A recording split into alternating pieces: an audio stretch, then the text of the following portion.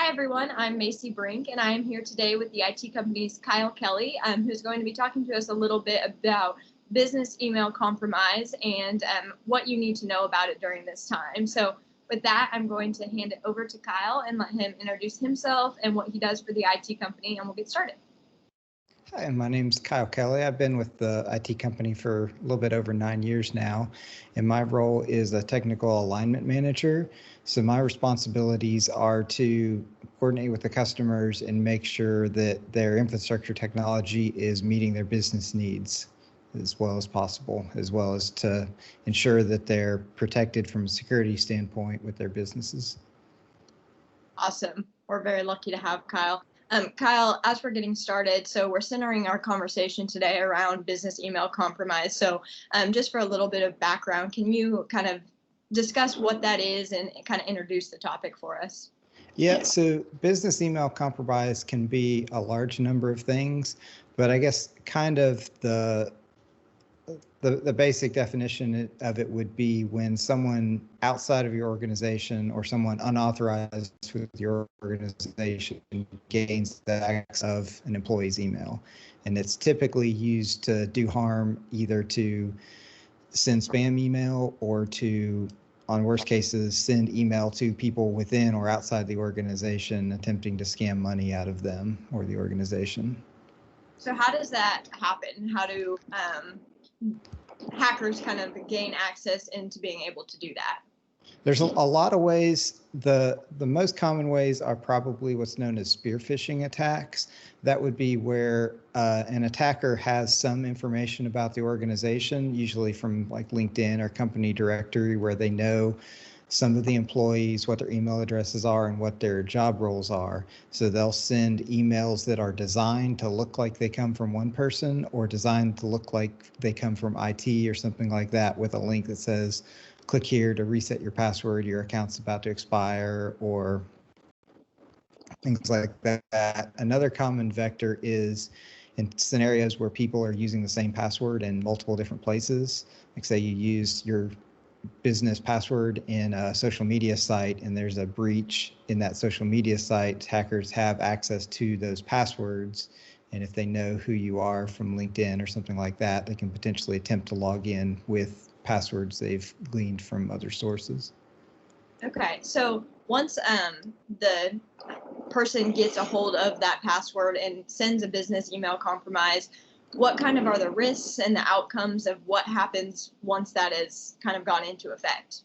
The risks they're a little bit different for the different organizations. The one risk is if the attacker has access to your email, then they have access to any information stored within your email. So if there's proprietary information to your business, or if there's personal identifying information from either your customers, they potentially have access to that.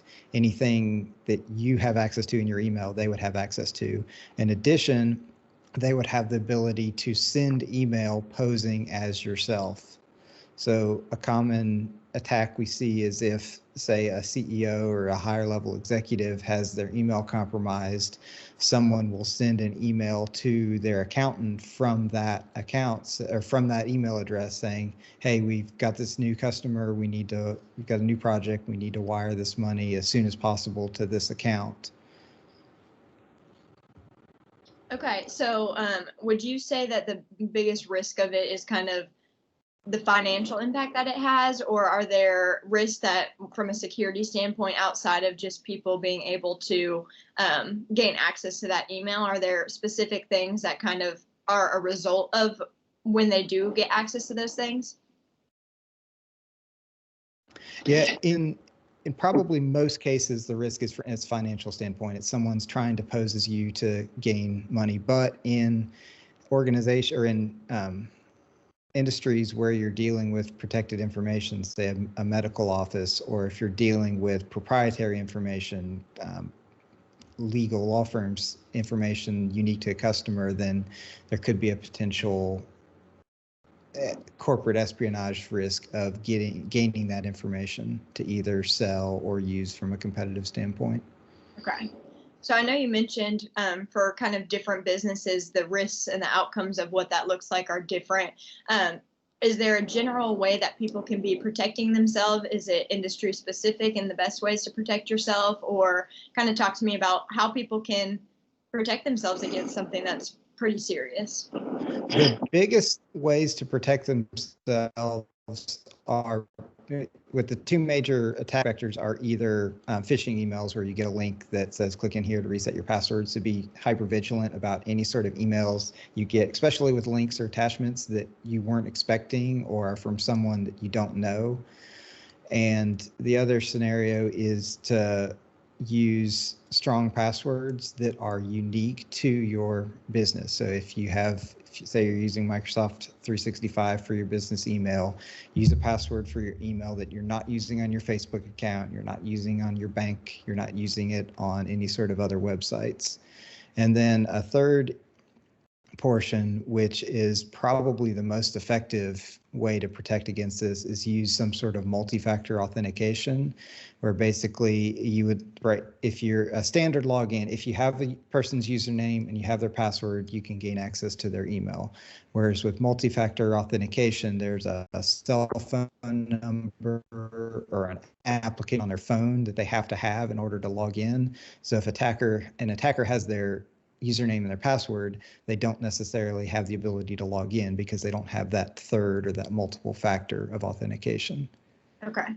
Okay, so in an instance where somebody may suspect that they have become a victim of business email compromise or that they've received an email that has been compromised, what are the best steps of what to do next?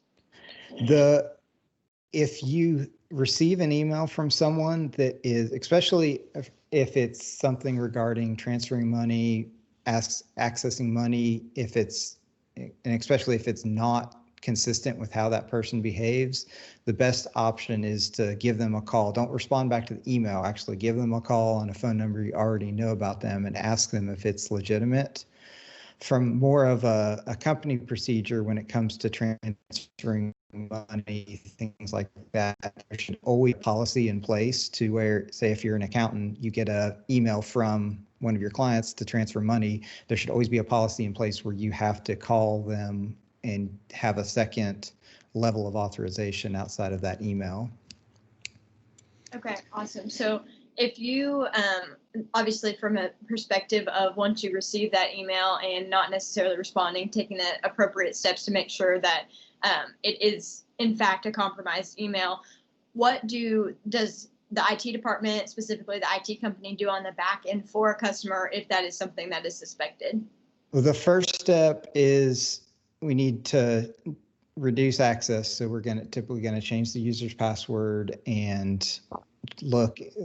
Most email platforms, they have logs of who all has accessed that and from where, so we can try to determine if there's any logged in sessions from users that they can't. Then the next thing is to try to determine the extent of what they have access to.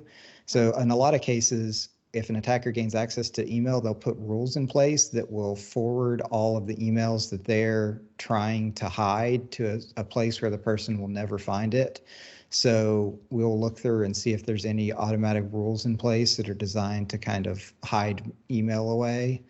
And then in some extreme cases where customers have a lot of personal identifiable information or corporate information in their email, then we might have to go as far as getting a forensics company involved to try to dig through logs more extensively and find out, did this attacker gain access to patient information? Did this attacker gain access to employee social security numbers, things along those lines? Okay, when is the best moment for when somebody does suspect that they've been compromised for them to reach out to their IT department or their IT guy? As soon as if there's any scenario where you think you might be compromised, it's always best to reach out to your IT department or the company that's providing IT services for you. Say you get a suspicious email, you clicked on it, you didn't think much about it at the time, then you realized after the fact, hey, I might have clicked on that email. Let someone know as soon as possible. It's really important from an IT standpoint and from a business standpoint to not have punitive damages in place. If people do that, you want to be really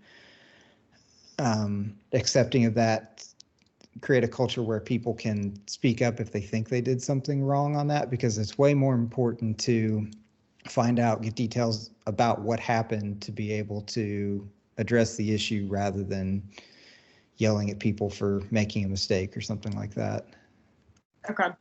Awesome. Well, kind of one of my last questions for you is, we've been talking a lot on our blog series and our podcast series and just our social media platforms about Microsoft 365. And with the virtual world right now, we're seeing that platform grow more and more all the time, and a lot of our customers themselves use it. And so when it comes to Microsoft 365, how does business email compromise pertain specifically to that platform?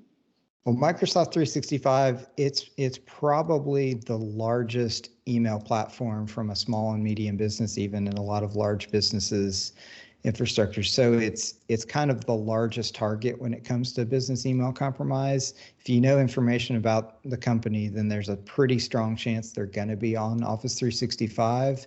And because Office 365 has very specific branding, they have very specific login screens that people are familiar with, it's very easy to craft fake emails that like their Office 365 login screens or look like they come from Microsoft 365.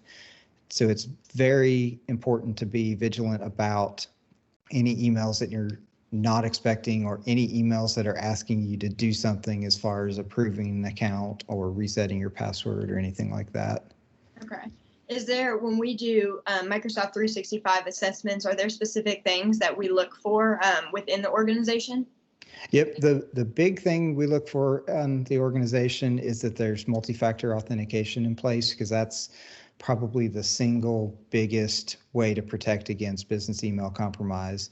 But there's a lot of built-in security features with Microsoft 365 to help detect that. For instance, there's alerts you can put in place that if anybody sets up a rule that's forwarding email to another location, like forwarding to an outside email address or forwarding to a folder that's hidden, Microsoft 365 can create an alert to let the IT company know that this user created an email rule that's forwarding email, which is a common thing that attackers do.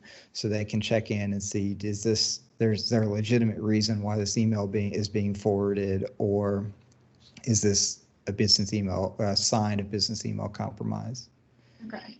Okay. And has there been a huge increase in business email compromises since everybody's gone virtual and throughout this pandemic, or has it pretty much remained steady? It's definitely increased, because with the more and more people working remotely, there's been a lot of companies that have had to open up access to things from outside of their office that they didn't have previously, and they had to do it in a hurry. So there's a lot of scenarios where priority one was get everyone at a point that they could work from home, but they didn't necessarily time to plan out the best way of securing that. Yeah. So now, as things have kind of calmed down a little bit from the work from home, as people are starting to figure out what they're doing, is not the ideal time. The ideal time is do it on the front end, but now is the second best time to go back and see, kind of shore up things from a security standpoint, and making sure you're doing everything possible to continue to protect your business information while allowing the employees to work from wherever they need to. Awesome. Well, a lot of great content, Kyle. Thank you so much. Is there anything else, last minute things, takeaways that you want to leave us with? I can't really think of anything. I guess the biggest thing is to start thinking about it from your business and have a plan. Talk to either your internal IT department or an outside provider that is doing your IT services, to ask them questions about email, how you're protected from a business email compromise standpoint. Awesome. Well, Kyle, we appreciate your time. You always have such great insight for us. So thank you so much. And thank you. Look forward to talking to you again soon.